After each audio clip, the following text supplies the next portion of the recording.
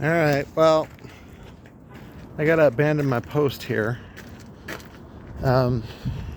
Just checking on the truck. What was it? Okay, so I got a phone call here. Well, I was waiting for my sex toys to show up, and I was real excited, and I was doing some orders and all that kind of stuff. I got to put all that to the side. I got to zoom over to Metro Center. There's a bar over there in Pool Hall that has a audio emergency.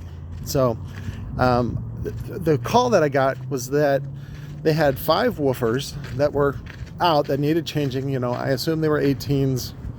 I assumed a lot. Well, I don't have time for that shit. So I sent one of my guys over there. I said, keep all the money.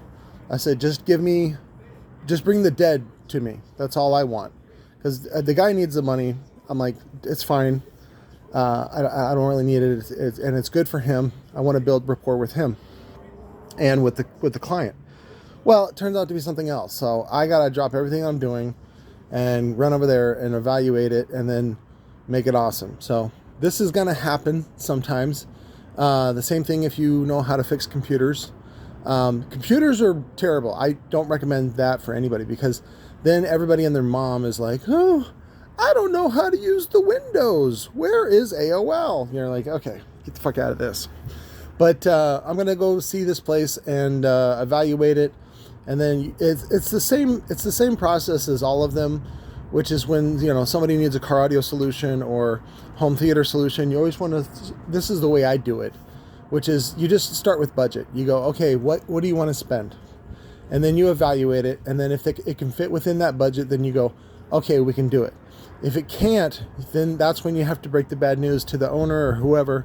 You go, look, that's not really enough, you know, and you can sort of feel out the customer to feel out if they, you know, if they're cheap or not.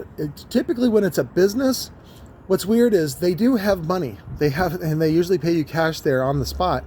But again, they tend to go on the cheap side. So you typically want to bill them a little bit more than, you know, you normally would, but you still want to be cheaper than the only other guy willing to do it in town, which is typically a guy that works on PA equipment. And, you know, like he does stuff for roadies and things like that, and he charges a lot. And that's mostly because he doesn't want to deal with it. Same thing with you. So I got to go over and do that and find that like the little sweet spot. I've done jobs before at strip clubs. I did one at the sex club, the legal sex club that's here in Phoenix. And I did one for Jaguars, and it was funny. I did really quick, easy work. It was fun. And it's, you know, it's always neat to go into those places because I typically don't go in there. And like the one at Jaguars, which is a strip club here, they offered me lap dances in lieu of cash.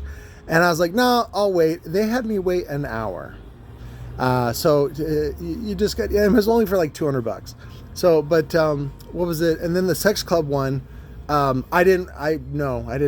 thanks. I didn't want any of that pussy. So that ended up blowing up. The guy is named Frank, and he's in a wheelchair, and he's like a creepy, gross, mean old man, and he's super cheap, but he's like super wealthy. He's like lives in a big mansion, has like that club, and then like 3 or 4 other clubs. It's hilarious. And I remember getting a call from Frank on the way home after I turned down what he wanted me to do, which it was just an audio thing, but he was just being cheap. And I said, no, thanks. And again, it was real friendly, but a guy like Frank never gets rejected. And so he didn't know what to do, and he did not handle it well. But he's like, I'm going to ruin you. You're banned for life from my club. I'm like, that's fine. I'm okay with being banned for life from your sex club.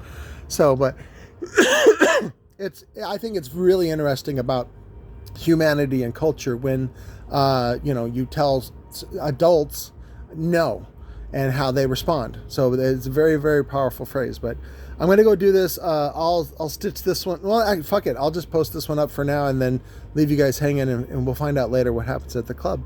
So anyways, this is the part of the life of doing this and also being involved in club work. And it's good for you guys to learn this, because you can actually, a lot of it is really rewarding and it pays well. And a lot, and, you know, especially if you're mobile, and can do this kind of work. And the recommendations for PA and DJ are super simple. They're not complicated at all. And the clients have money to work with. They have a real budget, because these are businesses that you're talking about. They bring in a lot of cash every day. It's not like some jack off bass head with his fucking vape, and he's like, I just spent $500 on my new vape. I'm not spending $200 on a woofer. And you're like, okay, all right, idiot. So anyways, I got to get back here. I got to finish the packages. They'll go out tomorrow. Sorry, everybody that's expecting a package today, but I'm going to go do this gig. This is, that would be great for a TV show if it's like Audio Emergency, or like, what is it? The Gordon Ramsay shows and things like that. Anyways, I love you guys. Talk to you later.